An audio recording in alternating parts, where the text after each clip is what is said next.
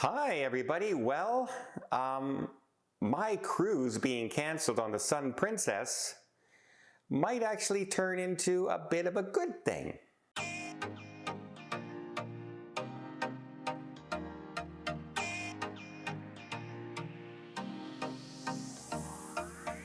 Okay, quick update. Suitcases arrived. Suitcase came back the day after I arrived here in Ottawa. He's safe and sound. All my stuff is there. And great job, Air Canada. I know they missed that short thing in Brazil, the short link, but I got my stuff the next day. So I cannot complain, although it's the first time I've ever had my luggage lost. Now, how weird is that? First time ever. But while I was on that trip, I had the Sun Princess was canceled. And I'm very disappointed with that. I really wanted to spend 10 days in the Med. My friend Tony was coming. You know, there were a lot of people on board that I was looking forward to meeting and seeing out there. Well, besides being disappointed, one of the good things is things have opened up. Now, what do I mean by that? Well, now, Princess was gonna, offered me a cruise before, but I told them, no, I've already booked the Sun Princess on the inaugural sailing, so you don't have to give me that cruise later on. I'm gonna cover it when I'm on there. But then when I got canceled, they contacted me and said, well, they have a 5-day cruise in March. Would I be interested in going into that immediate event? So I said, yes, absolutely. So I booked my flights yesterday and I am booking my hotel and they're going to put me into the ship. I don't have to pay for the ship, but I paid for the other stuff right now. And one of the good things is when I was going with Tony and I were, we booked some excursions. Some of them we couldn't get into because they were sold out. But I couldn't book any dining. I couldn't book a single specialty restaurant. It kept giving me error after error after error. And so I figured, well, it's just sold out, right? Everyone's going, it just totally sold out. Well, I just got my booking yesterday confirmation. And so I went into the app and seen if I could book any dining. And lo and behold, I was able to book a couple specialty restaurants. I was able to book Chef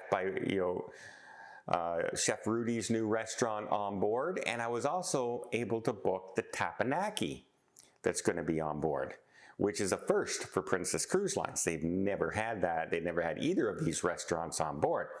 So looking very forward to tasting a brand new menu and a brand new service and things to do. And who knows, because it's a media event, Princess might try and get us into one of the other specialty events that goes on, like the chef's table or something like that.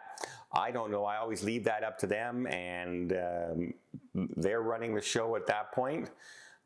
They just know that we're there to cover the ship, and it is actually a 10-day sailing, but I'm only on for 5 days. I get off halfway through in Athens, and then they bring 20 more media people in and give the cabins to them for the other 5 days. So yeah, it's going to be a much shorter trip, but it might turn out that I get to experience more things on the ship than if I would have went on the 10-day as far as the dining and stuff is concerned. Now I will say I'm disappointed my buddy Tony won't be with me. But I still have to get down. Now this is not going to be a fun trip as far as getting there is concerned because of Athens. Athens is one of those destinations. It's a beautiful city and everything. Greece, oh, can't wait. Except when you're trying to fly, because there's no flights to Canada from Greece. And even like I booked through Air Canada because I try and keep my points and collect my points so I can try and save some money in some of these long trips. Well, they always go through another airline to get to their main hub, whatever Air Canada's main hub is, be it Rome, Barcelona, and in my case, leaving from Greece, it's going to be London, Heathrow Airport.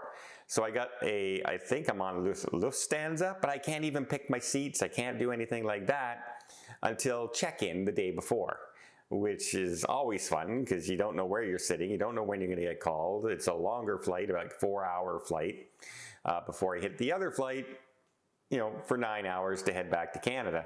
But everything seems to be like this to get there, including even my Barcelona flight, because it's just too expensive to take the direct flight.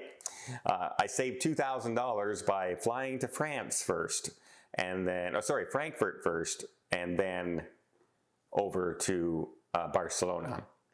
It's going to take me longer to get there, an extra 4 hours traveling, but to save $2,000, you bet I'm going to do that. It's crazy how much, flights are nowadays and how expensive flights are. And even using your air miles points. I used to be able to fly to Europe for maybe 100,000 points each one way.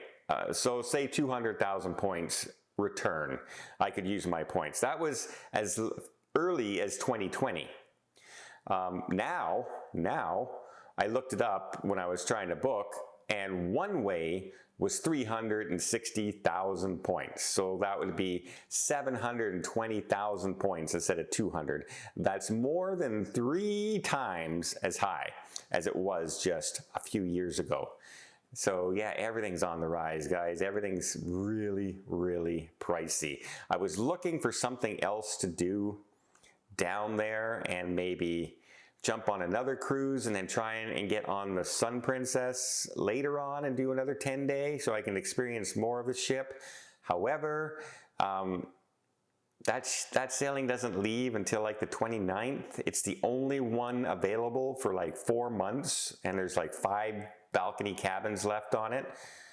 But when I added the price into it, added the price of the other cruise that I would have had to take from Athens, there's only one real choice, and then added the flight from Athens over to Rome, where the Sun Princess would have left from, plus spending another 4 days in hotel to wait for that cruise to start, it was starting to add up to getting close to about $20,000 to do that. And as much as I would love to do the Mediterranean again and stuff like that, I'm going to be there anyway in the Med for 5 days. Would really like to spend some time on the other ships, but that price, another $20,000, it just didn't work out to be what I want. It seems like I'm just doing it for doing it, as opposed to doing it for wanting to do it. So nope, I'm going to book other cruises that I want to enjoy, as opposed to ones that I'm just trying to fit something in, if you know what I mean. So my cruise schedule right now has a lot of Princess in it right now because I have some groups going and I have a conference going from my travel agency. So my next cruise is March 9th on the Sun Princess. Then I have a travel-only conference on another Princess cruise ship, which is all my travel agencies get together once a year for a sailing. Last year it was on Norwegian. This year it happens to be on a Princess ship. And then I have my group going to Alaska in May. So another Princess ship already booked.